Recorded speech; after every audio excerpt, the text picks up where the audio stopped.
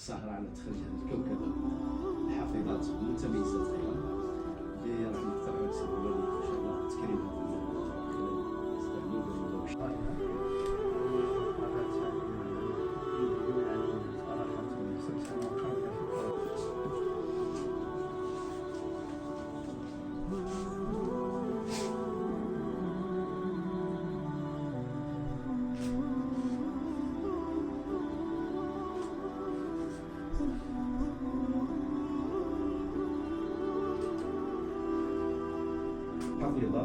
الفرد المسلم قديما ويحفظه اليوم يواجهون ويجابهون ذلك المستقبل حينما استشهد احدهم في معركه من المعارك واراد ذلك القائد الفرنسي ان يفتش هذا الشهيد اخرج من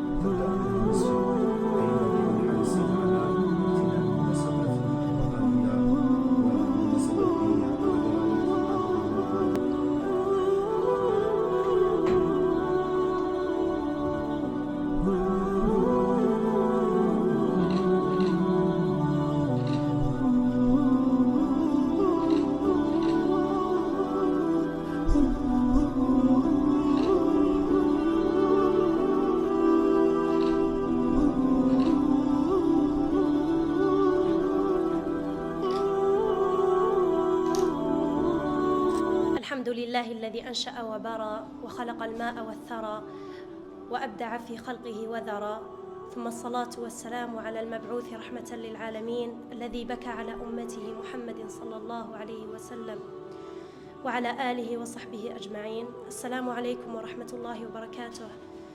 معكم أمينة يخلف، عمري 16 سنة. أنا أنحدر من ولاية الندية، تحديدا بلدية العمارية. الحمد لله الذي فضلني أولا بنعمة القرآن، ثم فضلني بنعمة المرتبة الأولى في مسابقة تنزانيا الدولية للقرآن الكريم. طبعا أشكر السيد الوالي على تكريمه لي اليوم، وهذا شرف لي وفرحة بالنسبة لي أن ولايتي يعني تهتم بأهل القرآن، فهذا فرح بالنسبة لي عظيم. الحمد لله، هذا فضل من الله سبحانه وتعالى. أشكر الله سبحانه وتعالى على ما فضلني بنعمة القرآن وعلى نعمة المرتبة الأولى، وأشكر والدي الكريمين اللذان حرصا علي وتعبا من أجلي، أسأل الله أن يجزيهما كل خير. أشكر معلمتي التي رافقتني منذ أن كنت 4 سنوات إلى نهاية رحلتي، وأشكر معلمتي الأخرى التي رافقتني كذلك منذ أن كنت 4 سنوات رغم حزني يعني في انفصالها هي عن المسجد، لكن أشكرها جزيل الشكر وأسأل الله أن يجزيهما خير الجزاء. أشكر مسجد حمزة بن عبد المطلب، أشكره جزيل الشكر على احتضانه لي منذ أن كنت 4 سنوات، وأشكر إمام المسجد الذي كان لم يقصر في رحلتي، لم يقصر، جزاه الله خير الجزاء. لا أزال يعني أذكر تشجيعاته لي منذ أن كنت صغيرة، أشكره جزاه الله خيرا. أشكر كل من علمني، كل من ساندني، كل من وقف معي.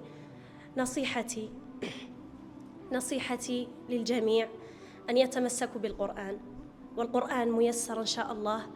احفظوا القرآن يحفظكم، احفظوا القرآن إن شاء الله، الله يحفظكم والقرآن يحفظكم. نصيحتي للأولياء أن يعلموا أبنائهم القرآن، والقرآن سيعلمهم إن شاء الله كل شيء. هذه نصيحتي. ونصيحتي للحفظة أن يخلصوا النية في هذا الباب، أن يخلصوا النية في هذا الباب، وإن شاء الله أن يواجهوا الصعوبات. أعلم أن هذا الطريق فيه صعوبات، إن شاء الله أن يواجهوا هذه الصعوبات، ودائما يتذكروا مقام أهل القرآن يوم القيامة،